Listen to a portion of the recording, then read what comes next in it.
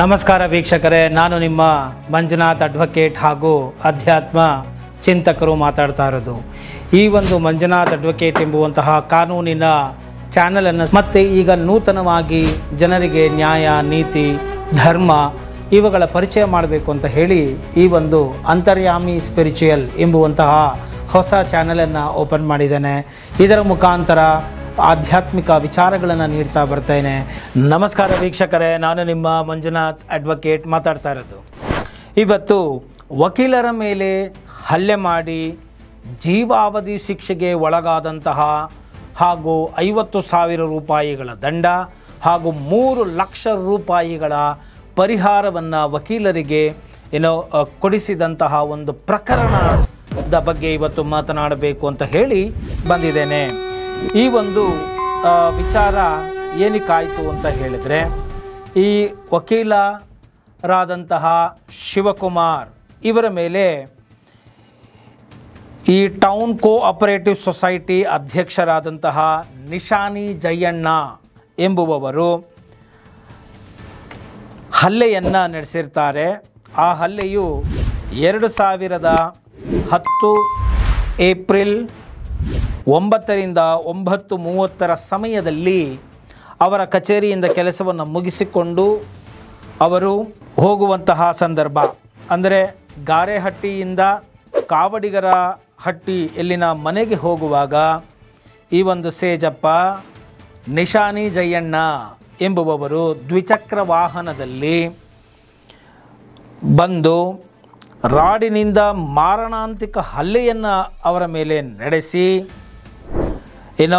ವಕೀಲ ಶಿವಕುಮಾರ್ ಅವರು ತಮ್ಮ ಕಕ್ಷಿದಾರರಾದಂತಹ ವಿಜಯ್ ಕುಮಾರ್ಗೆ ಸೇರಿದ ಜಮೀನು ವಿವಾದವೊಂದಕ್ಕೆ ಸಂಬಂಧಿಸಿ 1ನೇ ಅಪರ ಸಿವಿಲ್ ನ್ಯಾಯಾಲಯದಲ್ಲಿ ತಡೆಯಾಜ್ಞೆ ತಂದಿದ್ದಕ್ಕೆ ಹಲ್ಲೆ ನಡೆಸಿ ಕೊಲೆ ಬೆದರಿಕೆ ಹಾಕಿದ್ದರು. ಇಂತಹ ಒಂದು ಸಂದರ್ಭದಲ್ಲಿ ಈ ಒಂದು ಕೇಸನ್ನು ದಾಖಲು ಮಾಡಲಾಗಿತ್ತು. ಈ ಒಂದು ಕೇಸು ಜಿಲ್ಲಾ ಸತ್ರ ನ್ಯಾಯಾಲಯದಲ್ಲಿ ಕೇಸು ನಡೀತಾ ಇತ್ತು. ಅವರು ನಾನು ಈಗಾಗಲೇ ಹೇಳಿದ ಹಾಗೆ ಭಾರತೀಯ ದಂಡ ಸಂಹಿತೆ ಕಲಂ 307, 324 ಆರೋಪ ಸಾಬೀತಾದ ಹಿನ್ನೆಲೆಯಲ್ಲಿ ಜೀವಾವಧಿ ಶಿಕ್ಷೆ ಹಾಗೂ 50,000 ದಂಡ ವಿಧಿಸಿದೆ. ಅಲ್ಲದೆ ಹಲ್ಲೆಗೊಳಗಾದ ವಕೀಲರಿಗೆ 3 ಲಕ್ಷ ರೂಪಾಯಿಗಳ ಒಂದು ಪರಿಹಾರವನ್ನು ನೀಡುವಂತೆ ಕೂಡ ಹೇಳಿದ್ದಾರೆ. ಇನ್ನು ಈ ಒಂದು ಆದೇಶವನ್ನು ನೀಡಿದಂತಹ ನ್ಯಾಯಾಧೀಶರು ಹಂಚಾಟೆ ಸಂಜೀವ್ ಕುಮಾರ್ ಎಂಬುವವರಾಗಿದ್ದಾರೆ. ಡಿಸೆಂಬರ್ 24ರಂದು ತೀರ್ಪು ನೀಡಿದ್ದ ನ್ಯಾಯಾಧೀಶರು ಗುರುವಾರ ಶಿಕ್ಷೆಯ ಒಂದು ಪ್ರಮಾಣವನ್ನು ಪ್ರಕಟಿಸಿರ್ತಾರೆ. ಮತ್ತು ಇದರ ಜೊತೆಗೆ ಒಂದು ಮುಖ್ಯವಾದಂತಹ ಸಾಲನ್ನು ಹೇಳಿರ್ತಾರೆ.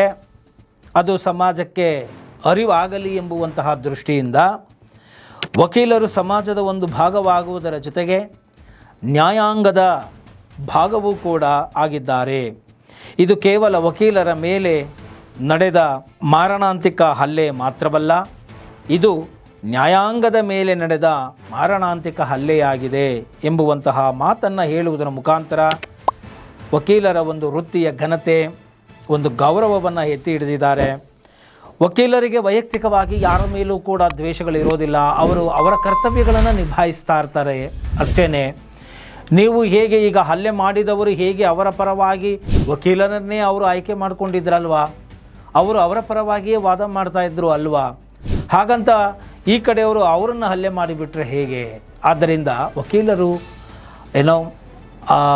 ಒಂದು ಕೇಸಿಗೆ ಸಂಬಂಧಪಟ್ಟಂತೆ ಕಕ್ಷಿದಾರರ ಪರವಾಗಿ ಕಾರ್ಯನಿರ್ವಹಿಸುವ ಒಂದು ನ್ಯಾಯವಾದಿಗಳಾಗಿದ್ದಾರೆಯೇ ಹೊರತು ಬೇರೆ ಇನ್ನೇನೂ ಆಗಿರೋದಿಲ್ಲ. ಆದ್ದರಿಂದ ಸುಮ್ಮನೆ ವಕೀಲರ ಮೇಲೆ ಈ ರೀತಿಯಾಗಿ ದೌರ್ಜನ್ಯಗಳನ್ನು ಮಾಡುವುದು ತಪ್ಪಾಗುತ್ತೆ.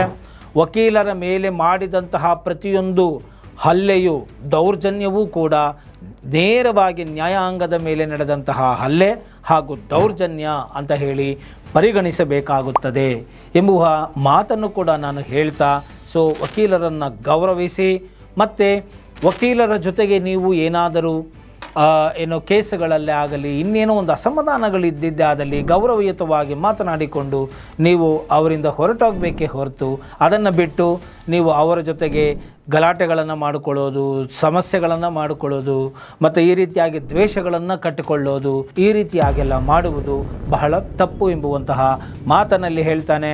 ಆದ್ದರಿಂದ ವಕೀಲರ ಮೇಲೆ ಇಂತಹ ಒಂದು ದುಸ್ಸಾಹಸಕ್ಕೆ ಕೈ ಹಾಕದೆ ಏನೋ ಕಾನೂನಾತ್ಮಕವಾಗಿ ಕಾನೂನಿನ ಚೌಕಟ್ಟಿನಲ್ಲಿ ಸಂಯಮ ಶಾಂತಿಯನ್ನು ಕಾಪಾಡಿಕೊಂಡು ಆ ಒಂದು ವೃತ್ತಿಗೆ ಘನತೆಯನ್ನು ಕೊಡುವ ಮುಖಾಂತರ ಕಾರ್ಯವನ್ನು ನಿರ್ವಹಿಸಬೇಕು ಎಂಬುವಂತಹ ಮಾತನ್ನು ಹೇಳ್ತಾ ಈ ಒಂದು ವಿಡಿಯೋವನ್ನು ಇಲ್ಲಿಗೆ ಮುಗಿಸ್ತಾ ಇದ್ದೇನೆ. ಇಷ್ಟ ಆಗಿದ್ದೆ ಆದಲ್ಲಿ ಮರೆಯದ ಹಾಗೆ ಲೈಕ್ ಕೊಡಿ ಹಾಗೂ ಇತರರಿಗೂ ಕೂಡ ಶೇರ್ ಮಾಡಿ. ಜೈ ಹಿಂದ್, ಜೈ ಕರ್ನಾಟಕ ಮಾತೆ.